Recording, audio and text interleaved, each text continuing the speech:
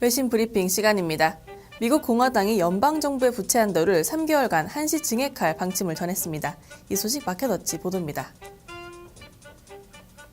현지 시간으로 18일 마켓워치에 따르면 에릭 켄터 공화당 하원 원내대표는 성명을 통해 연방정부의 부채 한도 증액 문제를 상하원이 처리할 수 있는 시간을 주기 위해 3개월간 부채 상한을 상향 조정할 것이라고 전했습니다. 하원이 부채 한도 3개월 후 한시적 증액안을 통과시킬 경우 부채 한도 상한 증액의 마감 시한은 4월 중순까지 연장됩니다. 하원은 오늘 23일 부채 상한 임시 상향 조정안을 표결 처리할 계획입니다. 미국 재무부는 정치권이 부채 한도 증액 문제를 2월 중순까지 상향 조정하는 데 실패할 경우 미국 정부가 일시적으로 디폴트 사태에 직면할 수 있다고 경고한 바 있습니다. 미국 정부의 부채 한도는 16억 4천억 달러로 국가 부채 규모는 지난해 말 이미 한계점에 도달했습니다.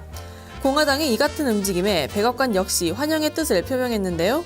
제이 카니 백악관 대변인은 경제를 볼모로 잡고 있던 공화당이 뜻을 굽힐 조짐을 보이고 있다는 점은 매우 고무적이라며 의회는 지체 없이 부채 한도 증액 문제를 해결해야 한다고 강조했습니다.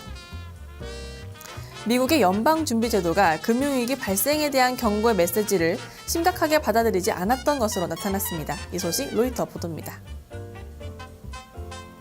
현지 시간으로 지난 18일 로이터 통신은 연준 위원들이 2007년 금융위기 징후가 나타나는 것을 감지하고도 이를 과소평가했다고 전했습니다.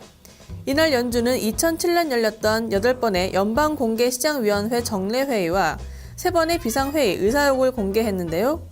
당시 위원들은 경제 전망을 낙관했던 것으로 드러났습니다. 통상 회의 후 5년이 지나 공개되는 회의록은 당시 미국 중앙은행이 어떠한 시각을 갖고 정책을 결정했는지 살펴보는 잣대가 됩니다. 벤 버냉키 연준 의장은 주택시장이 더욱 탄탄할 것으로 보이며 최악의 결과가 나타날 가능성은 적다고 말했습니다. 자넷 옐런 샌프란시스코 연방은행 총재 등이 주택시장의 이상 급등세가 계속될 수는 없을 것이라고 경고했지만 이후 버냉키 의장은 미국 경제가 완만하게 성장할 것으로 보이는 근본적인 이유가 있다는 비교적 긍정적인 평가를 내리기도 했습니다. 로이터 통신을 비롯한 외신들은 이날 공개된 회의록에 대해 미국 연준이 사상 최악의 글로벌 금융위기가 터지기 직전 금융시장에서 나타난 위험 징후들을 과소평가했기 때문에 처참한 결과를 불러왔다고 평가했습니다. 버락 오바마 미국 대통령이 두 번째 취임식을 갖습니다. 그가 어떠한 구상을 갖고 두 번째 임기를 이어나갈지 세계 이목이 집중되고 있는데요. 이 소식 블룸버그 보도입니다. 지난 주말 블룸버그 통신은 오바마 대통령이 오늘 밤 취임 선서와 함께 두 번째 임기를 시작한다고 전했습니다.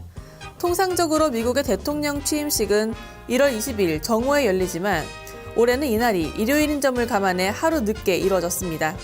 또한 취임식이 열리는 21일이 마틴 루터 킹 목사의 탄생일임을 기념해 링컨 대통령과 킹 목사의 성경을 모두 선서에 사용할 것으로 전해졌습니다.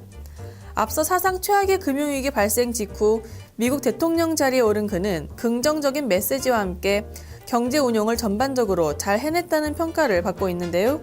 2기 내각에서는 부채 한도 증액과 재정 지출 삭감 등 정치적인 혼란을 어떻게 풀어나갈지가 주된 관심사로 꼽히고 있습니다. 또한 총기 규제 개혁과 이민 개혁 등 오바마 대통령이 추진하려던 정책에 보다 많은 힘을 쏟을 것으로 전망되고 있습니다.